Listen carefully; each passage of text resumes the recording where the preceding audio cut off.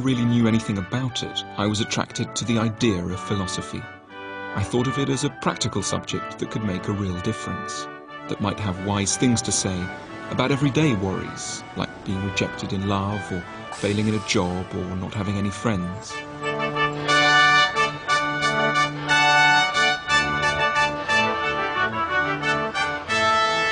Philosophy promised something that might sound a little naive, but was in fact rather profound, a way to learn to be happy.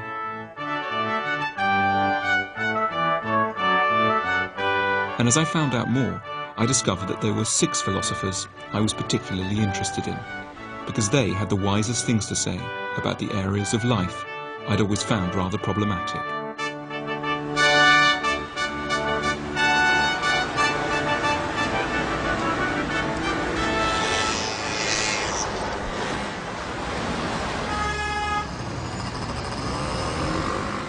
The first problem that I came to Rome to try and find an answer for was anger.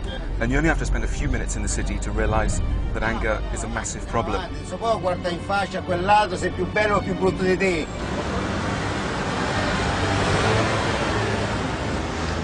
Modern life is full of frustration, and most of us don't seem able to respond very philosophically to it.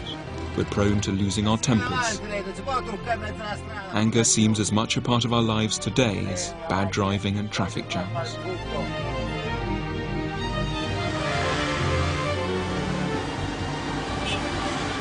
So it's interesting to discover that in ancient times, anger was felt to be an even greater problem than it is now. Ancient Romans were, if anything, angrier than modern ones. And we find one ancient philosopher who was particularly concerned with anger and wanted to calm people down. He was born in Cordoba, province of Spain, in 1 AD, and his name was Seneca. Seneca was the most famous and popular philosopher of his day, the author of more than 20 books of practical advice about all aspects of life. He came to Rome as a boy and spent most of his life here, becoming influential in politics and a member of the Roman Senate. But that doesn't mean that his life was free from frustration.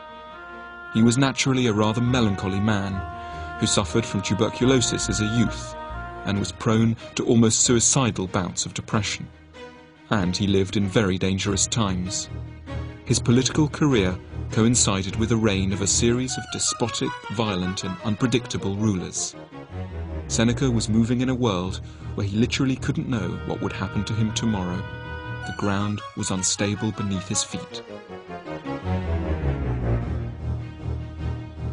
In 49 AD, he had to take on, against his will, the most fateful job in the imperial administration, tutor to a 12-year-old boy called Lucius Domitius Ahenobarbus, the future Emperor Nero.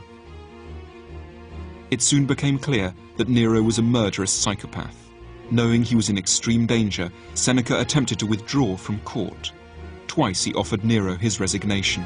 Twice the emperor refused, embracing Seneca tightly and saying that he would rather die than harm his beloved tutor. Nothing in Seneca's experience encouraged him to believe such promises.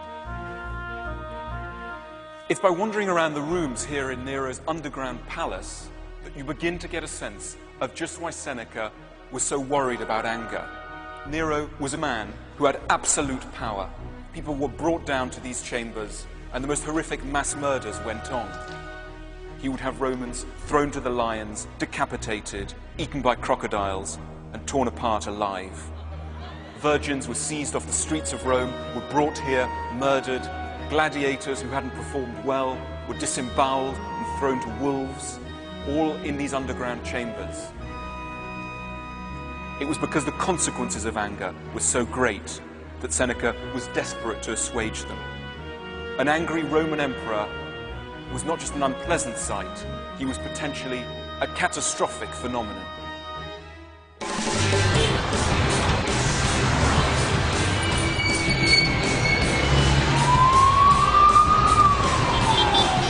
Nah, you ain't turning right there, mate, are you? Whoa, dodgy.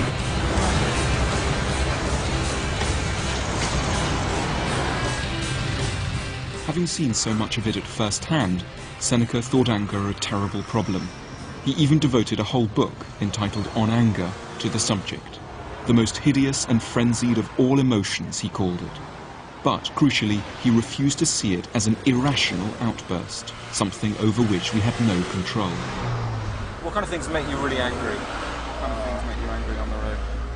Oh, pretty much inconsiderate. Inconsiderate driving, people who don't...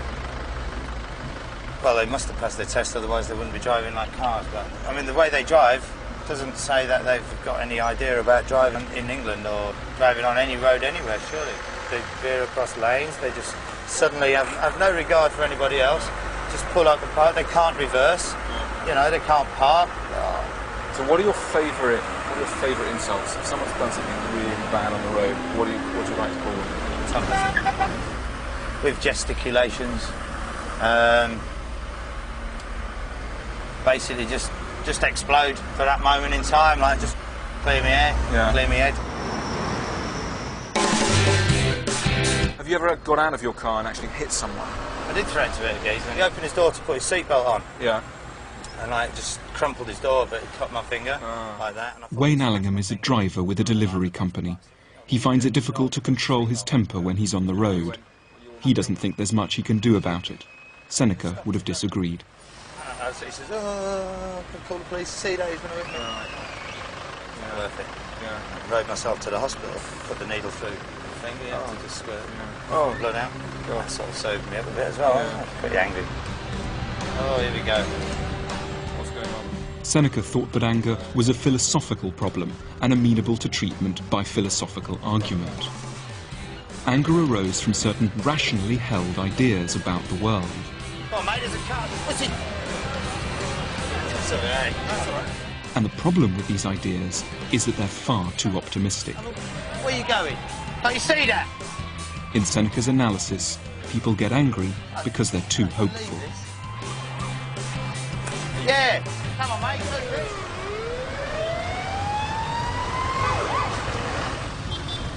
Do you think you'd describe yourself more as an optimist or as a pessimist? Oh, optimist. Gotta be. Optimist, yeah. But anyway, don't you think that being optimistic, you're permanently expecting that other people are going to drive in a better way? You know, other people can't drive. No. It's like you have to drive. You can go for days without an incident. You think everything's getting better. The next thing you know, you come out and you see someone's done your van. And if it's a little car and they cut you, think take your life, especially when they got kids in the back. Hang on. And How long have you been driving a van? A van, 2 years. I've been driving a van 2 years. Every day.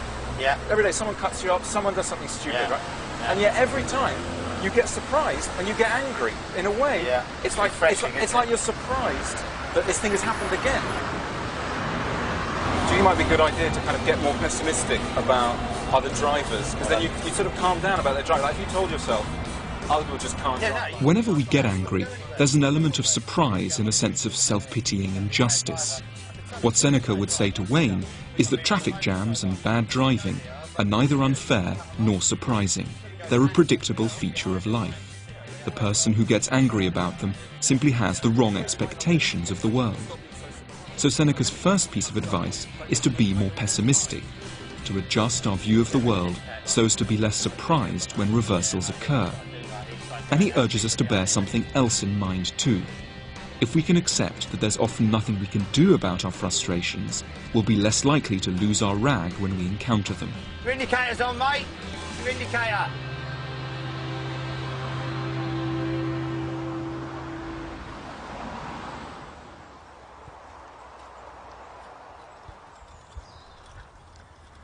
Seneca believed that one of the reasons we get so angry is because we imagine that things should basically always go our way, that we should be able to make the world conform to our wishes. But actually, we can't. There are many things that we just have to accept. We're often not free to change things. And in order to try and make us understand this, in order to try and bring this image home, Seneca came up with an unusual idea.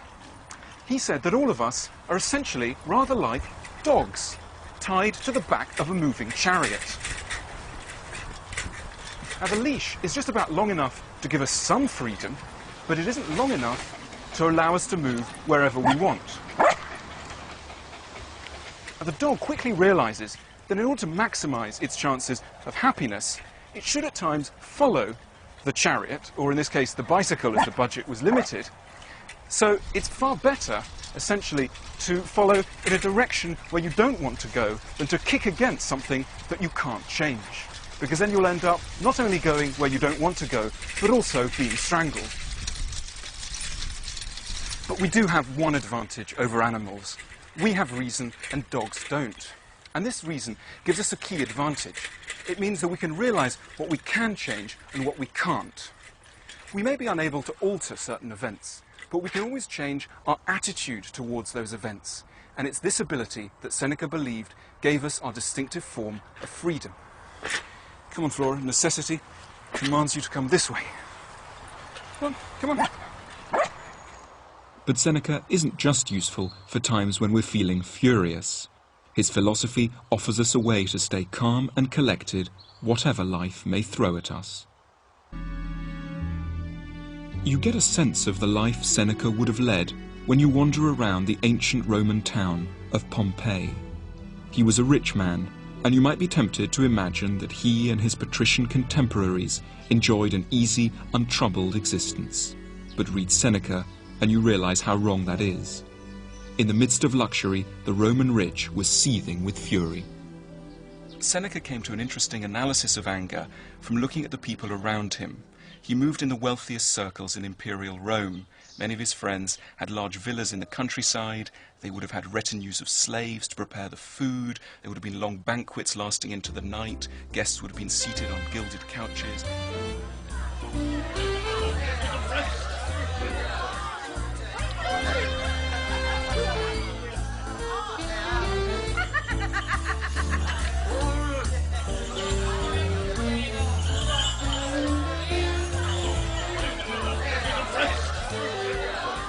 Seneca noticed a surprising thing in the world around him, that being rich tended to make people angrier, not calmer.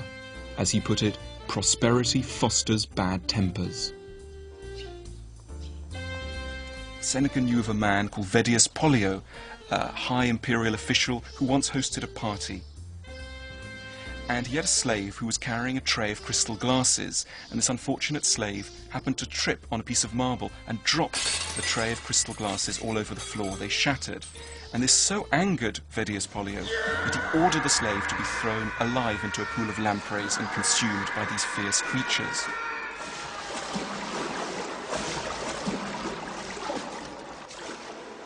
Now, what was essentially going on in Seneca's analysis was that Vedius Pollio believed in a world in which glasses simply don't get broken.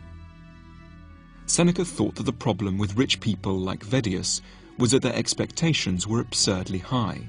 And that's as true of the rich today. Watch people at a first-class airline check-in desk, and you realize that people tend to shout more there than at the economy class counter. The wealthier you are, the more expectations you tend to have. And it's when expectations are dashed that fury breaks out.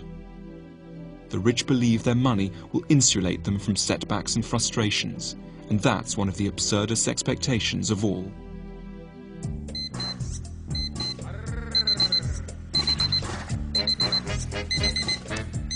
Seneca's philosophy isn't only relevant to those of us who lose our tempers. He thought we all react badly to frustration, and so can all benefit from lowered expectations. I'm hopeless in the morning. I set my alarm and then I endlessly keep pressing the snooze button. I've only got like 10 minutes to get up. So then I rush along and down at the bus stop, usually kind of twitching, waiting for the bus to come along, because it never comes along, of course it never comes along when you want to. Usually once I'm on the bus, I can relax to a certain extent, though there is always the traffic problem. And I'll sit there and probably read a manuscript. And then finally get into work and open my emails, look at the sales figures, and look at my diary, think, well, oh my God, I've got to do this, or I've got to do that. That's how the day starts. Well, what kind of fiction planning meeting? Venetia Butterfield is the marketing manager for a publishing company. She finds the stress of her job difficult to cope with. I wondered whether Seneca might help her too. Okay, bye. What's your average day like here? Quite hectic, lots of meetings. Publishers tend to be kind of quite verbose. Authors phone up and they'll suddenly say, is this happening? And then you'll have to check up to see whether it is or not. And what kind of things stress you out most? Meetings that drag on. Yeah. Like someone will say, can we have a really quick meeting and it'll only be half an hour, and then you're sitting there kind of twitching because it's taken an hour and a half and you're thinking of all the things you've got to do. And what do you do when you get particularly stressed? You know, when your desk is overflowing with papers, yes, as it seems I to be know. now. What do you actually do to kind of... what do I do? I run around and get bossy. God. There could be one solution to all this. There might be one solution. What could the solution be? Well, our friend Seneca, Yeah. he had this one idea that he says that what makes us most stressed out is things that take us by surprise. That most stressed, most angry, if a kind of problem looms up that you haven't expected. So if you've told yourself, okay, things probably will go wrong, the art department probably won't get the thing, you know, my assistant will be late, etc., etc. Yeah. When these things happen, you're kind of prepared for them. And he said, you know, the greatest thing, the greatest way to combat anger and frustration is to be prepared. And that's why he advised this kind of premeditation. But then you might also kind of stress yourself out even more by imagining all the terrible things that could happen. So before you even get there, you're kind of panicking, thinking, oh my God, this could happen. Sure. Whereas my initial reaction is to kind of think, well, no, it's going to be fine, it's going to be okay. So you calmly prepared yourself, and not in a sort of manic way, but just, if you've just said to yourself, okay, things... We usually try to reassure people by saying things like, don't worry, it'll be fine. But Seneca believed such cosy advice to be potentially very cruel, because it leaves us unprepared if things turn out not to be okay. So he recommended an opposite strategy, a calm, daily meditation on all the things that might go wrong. And I think what he was trying to do was simply get us to structure those thoughts which we sometimes have, so that we'd actually do them every morning. So you do it every morning? So you do it every morning. Yeah. I mean, is that something you'd like to try, maybe? Yeah. Okay. Give it a try. Okay.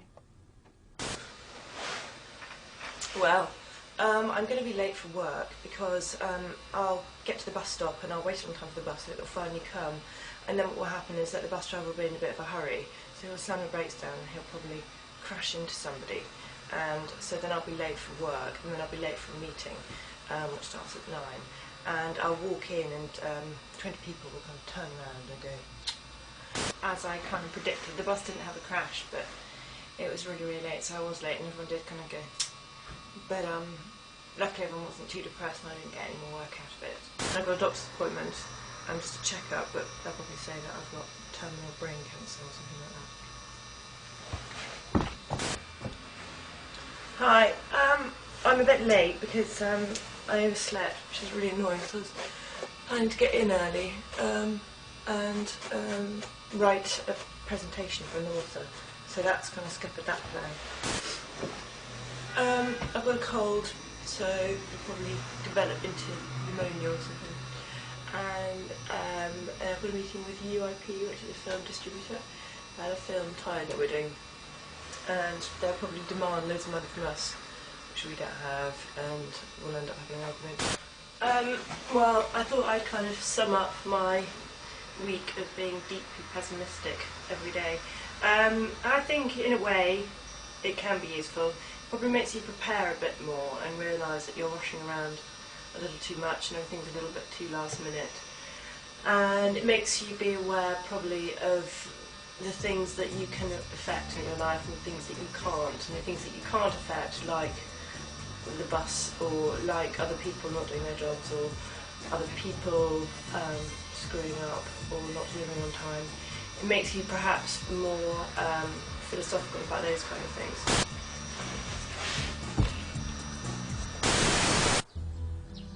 Of course, Seneca wouldn't suggest to Venetia that she shouldn't ever expect things to go to plan. He would just ask her to be psychologically prepared for a day when they didn't. Seneca believed that we actually frequently overestimate our capacity to change what is occurring, to change a frustrating situation. And it was in order to remind us constantly of just how many things lie outside of our control that he invoked a goddess. Her name was Fortune. She was to be found represented on the back of many Roman coins, and there were also statues of her throughout Italy. She was represented holding two objects. In one hand, she was holding a cornucopia, a symbol of her power to bestow favours. She held in this cornucopia many of the best things in life. But Fortune also held another object, a far darker object, a rudder, which was a symbol of her power to shift our destinies for the worst. If she was feeling fiendish, and she frequently was, she could, just at the touch of the rudder, destroy our lives, destroy our jobs. She could cause untold headaches for us. She is a symbol of everything that we must accept, both good things but also bad things, that when things go wrong, we shouldn't rant and shout. We should remember that many of our frustrations are in fact the work of this fiendish goddess, whose actions we cannot change.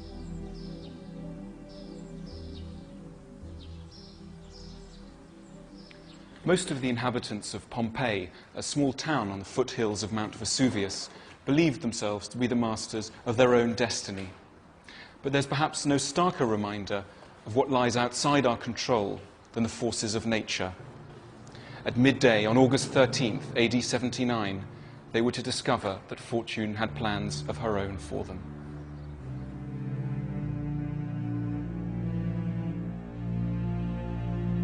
Within hours, Pompeii was buried beneath scalding volcanic ash. It was a horribly graphic illustration of Seneca's point, that we are never immune from fortune. Even when things look safe, they may rapidly take a disastrous turn for the worse. And the best way to protect ourselves is to be psychologically prepared.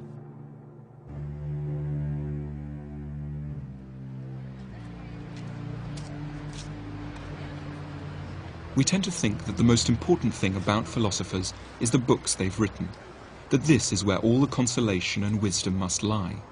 But the ancients held to the far richer idea that we should also be guided in moments of trouble by the way philosophers actually lived and died. And it's the moment of Seneca's death which has most inspired people ever since. It's been endlessly depicted throughout the centuries in art, literature, and music.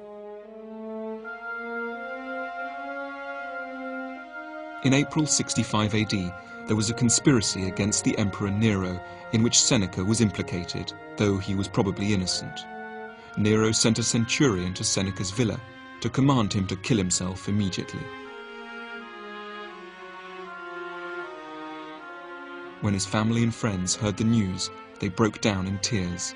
But Seneca did not, and his attitude to this disaster has helped to define what we mean when we say that we should take something philosophically. He calmly took a knife and began slitting his veins. Seneca died in the way he urged us all to live. As he had reminded a friend on the loss of her son, what need is there to weep over parts of life? The whole of it calls for tears. With any luck, nothing so terrible will happen to us. But bad things can happen, and the best way to soften the blows, if they come, is to be prepared.